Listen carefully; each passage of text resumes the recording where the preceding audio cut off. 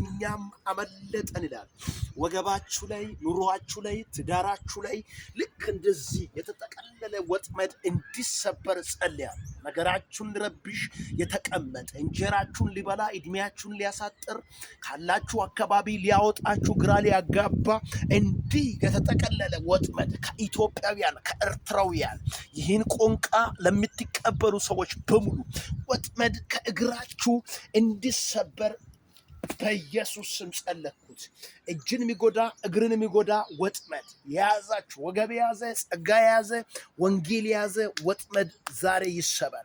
በነገሮቻችሁ መካከል ወጥመዱን ረግጣችሁ ማለፍ ይሁንላችሁ። እንደዚህ ማለፍ በቃ ጳውሎስ እፉኝቱ በእጁ ላይ ነደፈ ይችላል አራገፈው።